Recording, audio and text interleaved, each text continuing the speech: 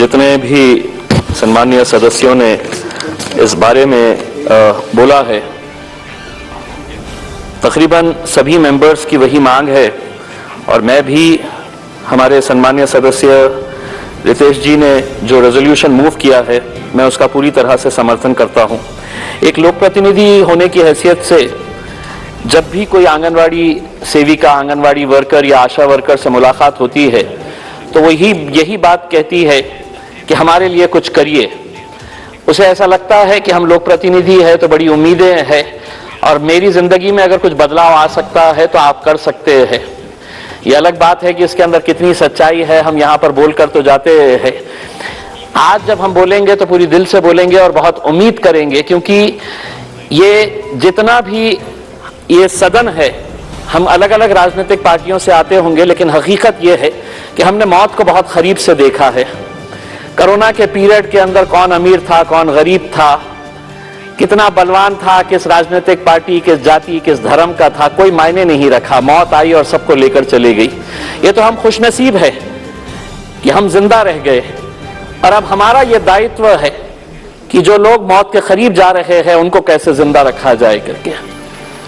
आंगनवाड़ी आशा workers 1975 के अंदर उस वक्त की प्रधानमंत्री इंदिरा गांधी के दौर में ये शुरू हुई थी। 38 स्कीम्स इसके जरिए चलाए जाते थे और उस वक्त जब ये स्कीम शुरू हुई थी तो एक आंगनवाड़ी सेविका को महज 225 रुपये ऑनोरेरियम के तौर के ऊपर 1975 के अंदर दिए जाते थे। करीब करीब हम 50 साल आ गए हैं। मेहनत उनकी इतनी ज्यादा होने के बावजूद भी आज एक आंगनवाड़ी, एक आशा वर्कर कितना पैसा कमाती है, ये हम सब के लिए बहुत ही शर्म की बात होनी चाहिए। क्योंकि इस मुल्क के अंदर, ये इसके अंदर राजनीति नहीं कर रहा हूं मैं, लेकिन हम स्मारक बनाने के ऊपर, हम पुतले बनाने के ऊपर हम हजारों करोड़ रुपया खर्च करते हैं। ये जो आंगनवाड़ी सेविकाएं हैं ये क्या काम कर रही है? 2020 के अंदर एक स्टोरी आई थी महाराष्ट्र के एक आंगनवाड़ी वर्कर की, जिसने सबको हिलाकर रख दिया था कि उस आंगनवाड़ी वर्कर जो महिला थी उसकी तड़प ऐसी थी कि वो नंदुरबार से एक गांव को पहुंचने के लिए खुद कश्ती में बैठती थी।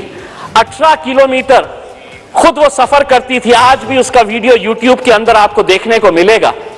18 किलोमीटर वो पानी के अंदर खुद कश्ती चलाते हुए जाती थी ताकि वहां पर उस गांव के दूसरे किनारे पे जो ट्राइबल के बच्चे हैं उनकी देखभाल, उनको अंडे पहुंचाने का, उनको दूध पहुंचाने का, उनकी माताओं की हालत देखने का, वो बच्चे पढ़ रहे हैं क्या नहीं ये देखने का।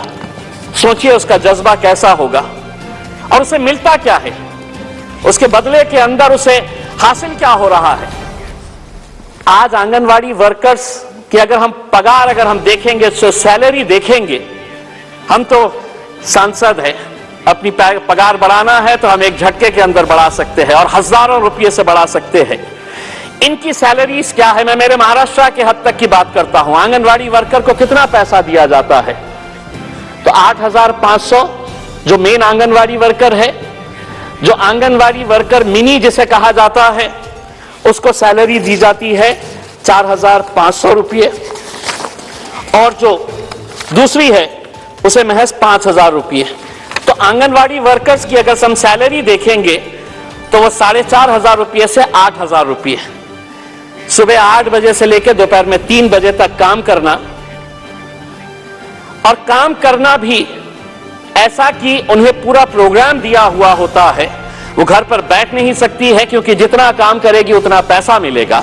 अब मेरा यह कहना है, अगर यही महिला अगर मजदूरी करने निकलती है, अगर बांधकाम के ऊपर जाकर वो सिर्फ मिट्टी उठाने का काम करती है, वो ईंटें यहां से वहां पहुंचाने का अगर काम करती है, तो उसे कम से कम रोज के 400 रुपये से 600 रुपये मिलते हैं। यानी कि महीना उसे 12,000 रुपये से लेकर 16,000 रुपये उसकी कमाई हो सकती है। लेकिन आज अगर इतनी सारी महिलाएं इस जज्बे के साथ आ रही है कि मैं एक सेवा का काम करने के लिए जा रही हूं, मैं बच्चों को जिंदा रखने का काम करने के लिए जा रही हूं, और हम उसे महज 4,000, 5,000, 6,000 रुपये दे रहे हैं, तो कहीं ना कहीं हम सिर्फ उस सेविका के साथ नहीं, हम ये बता रहे हैं कि जितने बच्चे अपनी, अगर उनकी किस्मत है वो जी लिए तो जी लिए, जो मर गए तो मर गए। हम इस हिसाब से उनको दे रहे हैं कि हम तो तुमको बुला रहे हैं, हम इतना पैसा देंगे और तुम ये काम करना है करो।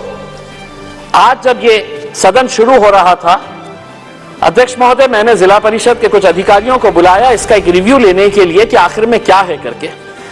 मैंने एक अधिकारी से पूछा कि हमारे जिले के अंदर चाइल्ड मॉर्टेलिटी क्या है करके, तो उसका तुरंत जवाब था बहुत कम है। मैंने कहा मदर मॉर्टेलिटी कितनी है जो प्रेगनेंसी के दौरान बच्चा पैदा करते वक्त या प्रेगनेंसी के दौरान मर जाती है? तो उसने मुझे आंकड़ा बताया और उसने कहा कि बहुत कम है। तो मेरा जवाब उसको यह था कि अगर एक भी अगर मरता है, एक बच्चा भी अगर पैदा होकर मरता है या एक मां भी अगर प्रेगनेंसी के दौरान अगर मरती है, तो वो हमारे लिए, उसके लिए, हम उसके लिए दोषी है। परसेंटेज कम हो रहा है। हम पिछले टाइम हमारे पास 50 महिला मरी थी, अब 40 मर रही है। पिछले टाइम 100 बच्चे मर रहे थे, अब 80 मर रहे हैं, उनकी जान जा रही है।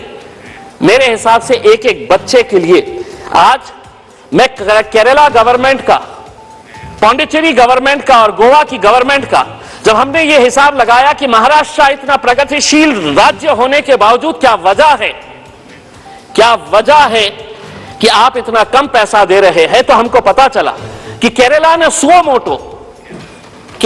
सुओ मोटो इन आंगनवाड़ी वर्कर्स की पगार, इनकी सैलरी बढ़ाकर 15,000 रुपये कर दी है। पौंडीचेरी और गोवा सबसे ज्यादा पैसे देता है आंगनवाड़ियों को। महाराष्ट्र सरकार की क्या ऐसी दुविधा है कि वो पैसा एक अच्छे काम के लिए नहीं दे सकते हैं? और कितना मांग रहे हैं? अगर उनको 5,000 रुपये है तो क्या हम उन्हें 10,000 रुपये पगार नहीं दे सकते हैं? आज उन्हें हम क्यों सिर्फ एक ऑनरेरियम के तौर के ऊपर दिया जा रहा है? क्यों नहीं, जिस तरह मेहताब साहब ने बताया है कि उनको हम एक परमानेंट एम्प्लॉय के तौर के ऊपर देखते हैं कि ताकि उन्हें कम से कम मिनिमम वेजेस एक्ट के हिसाब से उनको सैलरी दी जा सकती है। और वो काम ऐसा नहीं कर रहे हैं। आज वो गांव के अंदर जाते हैं। मैं तो ये कहूंगा, मैं सरकार से ये कहूंगा और पूरी ईमानदारी के साथ ये कहूंगा, मेहनत हमारी आंगनवाड़ी वर्कर्स कर रही है, मेहनत हमारी आशा वर्कर्स कर रही है, लेकिन आप अपनी पीठ थपथपा रहे हैं। आप सारा क्रेडिट उनका जो है मुफ्त के अंदर मेहनत वो कर रहे हैं और आप कह रहे हैं कि नहीं, हमने देखिए कितना अच्छा काम किया है। अगर वो ना रहे तो आपके पास सिर्फ मौत के आंकड़े आएंगे। ये जाती है महिलाएं जाकर बताती है कि क्या होना चाहिए, क्या नहीं होना चाहिए करके, चाहे वो डिलीवरी का रिकॉर्ड्स मेंटेन करना हो, चाहे ऐसे बहुत सारे कोविड की दवाइयां हो। आज वैक्सीनेशन सबसे ज्यादा अगर गांव के अंदर हुआ है तो आप तो कितने गर्व से आकर ये कहते हैं। हेल्थ मिनिस्टर हमारे महाराष्ट्र से आती है, मैडम आप भी अच्छी तरह से जानते हैं कि उनकी हालत क्या है, उनकी पीड़ा क्या है, आप भी अच्छी तरह से समझते हैं। और एक महिला होने के हैसियत से ये तो आपकी जिम्मेदारी है। हमें बोलने की जरूरत नहीं होनी चाहिए। हमें बोलने की जरूरत इसलिए नहीं होनी चाहिए कि यहां पर इस सदन के अंदर, चाहे वो सत्ता में बैठे हुए हो या विपक्ष के अंदर बैठे हुए हैं, उनकी पीड़ा आप अच्छी तरह से समझ सकते हैं, उनकी तकलीफें क्या है आप अच्छी तरह से समझ सकते हैं। लेकिन जानकर भी अगर आप अनजान बने रहना चाहते हैं तो इसके लिए कौन दोषी है? मैं आपसे हाथ जोड़कर यह अनुरोध करना चाहूंगा कि एक बहुत जिम्मेदारी का काम ये लोग कर रहे हैं। अगर हम इन्हें थोड़ा सा और सहारा अगर हम दे देते हैं तो मेरे हिसाब से एक बहुत अच्छा काम जो है वो हो जाएगा। मैं मैडम आपको ये बताना चाहता हूं कि पिछले साल सारे मराठी चैनल्स के ऊपर एक खबर आई थी कि आंगनवाड़ी सेविकाएं जितनी भी है उनको सरकार ने, महाराष्ट्र सरकार ने मोबाइल फोन दिया था, वो चलता ही नहीं था। तो 1 लाख महिला आंगनवाड़ी जो सेविकाएं थी उन्होंने ये तय किया कि हमको ये मोबाइल फोन नहीं चाहिए या आप रख लीजिएगा करके। यानी कि सोचिए कि उसके अंदर भी भ्रष्टाचार, कि आप एक अच्छा काम करने के लिए, एक महिला गांव गांव घूम रही है, काम करने के लिए जा रही है और वो फोन जो दिया गया वो फोन ही नहीं चलता था। तो 1 लाख आंगनवाड़ी सेविकाओं ने ये तय किया कि अब हम ये वापस कर देंगे करके, और उन्होंने वापस करने का फैसला लिया है। मेरा सरकार से यही अनुरोध है, मैं सबसे पहले तो इस मामले के अंदर हमारे सम्मानीय सदस्य रितेश जी का बहुत बहुत धन्यवाद अदा करता हूं कि एक ऐसे लोगों की आवाज उन्होंने इस सदन तक पहुंचाई है। देखिए, मैं आपको बताना चाहता हूं कि जो आंगनवाड़ी जो सेविकाएं हैं उनकी एक यूनियन है, वो यूनियन ने सितंबर एक मिनट सिर्फ, आंगनवाड़ी कर्मचारी यूनियन के लीडर्स ने हमारे फाइनेंस मिनिस्टर आदरणीय निर्मला सीतारमण जी से मुलाकात की सितंबर 2021 के अंदर और उनसे यह अनुरोध किया कि आने वाले बजट के अंदर हमारे बारे में कुछ सोचा जाए करके। उन्होंने women and child development minister केंद्र सरकार की, उनसे भी मुलाकात की और उन्हें क्या मिला बदले में, वो इंतजार करते रही कि अब बजट आएगा उसके अंदर कुछ ना कुछ हमको मिलेगा। तो उन्हें क्या मिला? तो सिर्फ आश्वासन मिला। और यही आश्वासन के ऊपर वो कितने सालों से काम कर रही है कि नहीं, आज नहीं तो कल मेरे भी अच्छे दिन आएंगे।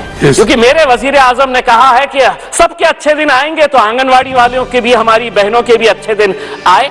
यही उम्मीद करते हैं और सरकार से अनुरोध करते हैं कि इसके बारे में कुछ ना कुछ फैसला लीजिएगा। उनके घर भी है, उनको खुद को भी बारे में सोचना है, वो दूसरों के बारे में सोचकर बाहर निकलती है, उनके बारे में सोचने की जिम्मेदारी हम सबकी है, पूरे सदन की है। बहुत बहुत